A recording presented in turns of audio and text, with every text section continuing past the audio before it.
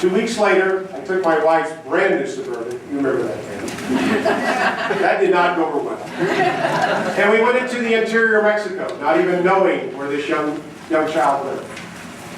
And I could not speak Spanish at all.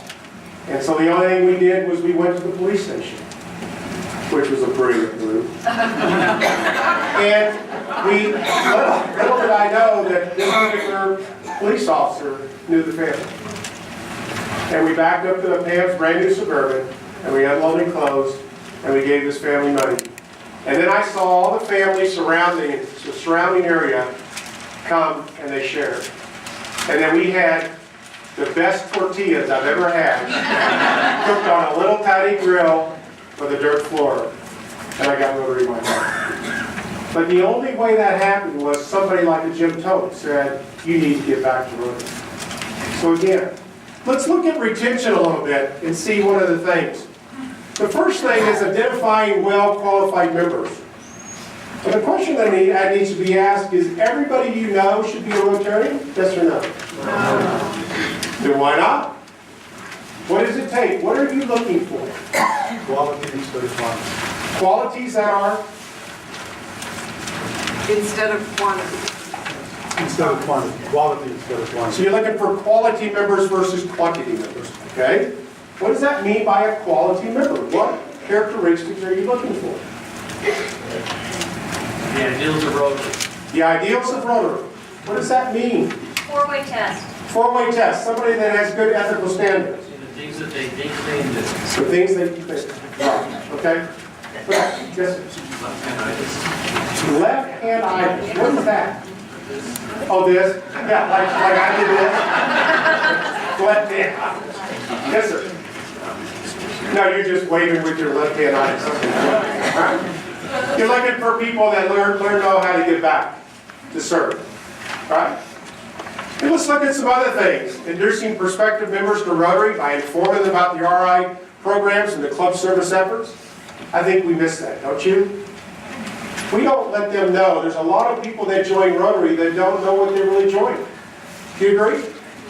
And I've been a Rotarian for 29 years. I'm still learning about Rotary. And I'll always continue to. It's too big of an organization to understand what it is. We need to do a better job. Inviting prospective members to club members, and probably the one that really gets me more than anything, introducing new members in a dignified and meaningful way. Does your club do that? Do you make it a big deal? You're shaking your head yes. What do you do? Well, I'm a new member, and when I was introduced, they went out of their way to find out a lot about my background and share that with the rest of the club. Okay, go ahead and say it again. I'm sorry. I want everybody to hear it. So I'm a new member. I've been a member a little less than a year, and when I became a member, they had a lot of background information that they shared with the rest of the club. And so when people met me later, they knew a little bit more about me, and it was a way to start a conversation. Okay? Could you pass the microphone? Okay, those of you that do a good job of inducting somebody, what does your club go through to do that? What makes it special? The orientation dinner. Okay, you have an orientation dinner, Gloria. You're going to be running around a lot. That's why you get paid so well. What else do you do? Come on, you've seen good induction of members and bad ones. I've seen some really bad ones. I've seen some good ones. What makes them good? Make it a special ceremony in front of the whole club. Give them a pin and walk them to Rotary. Okay. And then what else? You're correct. What else? Invite their family. Invite their family. Isn't this the family of Rotary? Isn't it important that you have the spouse there, maybe the children there? What else can you do? Get them on a committee. Put them on a committee? Make them welcome people when they come in next week? Yes, sir? You make them welcome for a month. What does that mean? You mean make them the greeter? Yeah, there's a greeter for a month, along with another member. They're never named greeter along. For 4 weeks. Okay, they greet 4 weeks. Let me throw another thing out. Do some of your clubs have cliques? No, not Rotary. No. I've seen a club that had a program that was called the Secret Shaker. You ever heard of it? Have you? What is it? We started ours 2 weeks ago. Go ahead, please, Mike. All right, what does the Secret Shaker mean? Is that Duke? Oh, it's Will. Yes. Will, okay. We identify one person before a meeting, someone who shows up early, not late. And if you don't shake this person's hand by the time that I start the meeting, then you get fined. And what's the fine? $5 to Polio Classic. $5? Okay. We have a lot of meeting and greeting before meeting now. You know, at my club, we had a problem with clicks. And we did the Secret Shaker, and basically it was like Will said. You pick one person before the meeting, and you basically say, okay, Gene is my Secret Shaker. And everybody that didn't shake Gene's hand, throw $1.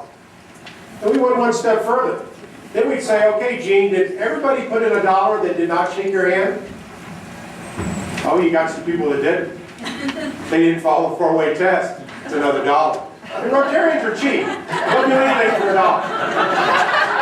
Now, the interesting thing, when you adopt a program like you've done, you all of a sudden break down all the cliques.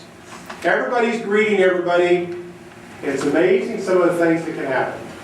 Now, if you want to be really sneaky, make the speaker of the week the Secret Shaker. And at the end of the meeting, they'll say, this is the most friendly place I've ever seen in my life. Everybody shook my hand. Don't tell them it was $1. You know, that they would do that. But again, what you're doing is you're breaking down all those cliques. You're having people share that time to say hi to each other and to greet each other. So it's a nice little trick to do that. So again, inducting members, educating new members with a formal orientation program. Well, that is so critical. It really is. And then quickly involving new members in club committees, activities, fundraisers, board meetings, weekly meetings, and social activities. Okay? Now let me go on. One more is, again, educating all of them on a formal basis, continued education. We never, again, ignore everything there is to learn about Rotary. Now let's go on to another area that I want to go real quick. It's called a younger Rotary. Now how do you think Rotary's doing? Are we getting younger? Your club's getting younger? Are you bringing? You're the youngest one, okay. Are you bringing younger people into your club? Are you? What are you doing? We gotta be younger and early. No way to go. What are we doing to bring in the, I just see more young people coming in. We bring our grandkids to the meetings, just kidding.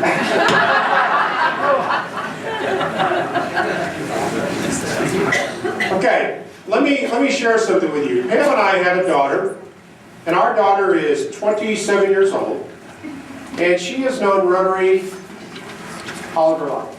She was a Paul Harris Fellow within 1 year of her birth. She has gone to Rotary International Conventions.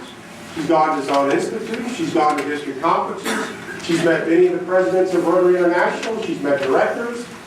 And one day, about 6 months ago, I said, sweetheart, I want you to join Rotary. What did she say? All right, now. What did she say? Rusty? She said no. She said no. Why? Okay, just a second. She thinks it's what? Okay. She thinks it's an old club.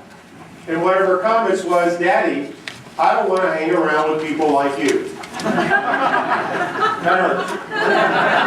Kim? Much old men meet for lunch. Are we really that? Nah. Wow. What else? What were the other reasons why she said no? She's busy. She's really busy. Okay? What else? Cost? Absolutely. She said, Dad, I can't afford it. Too expensive. I have an idea. Oh, good. I'm looking for it. Another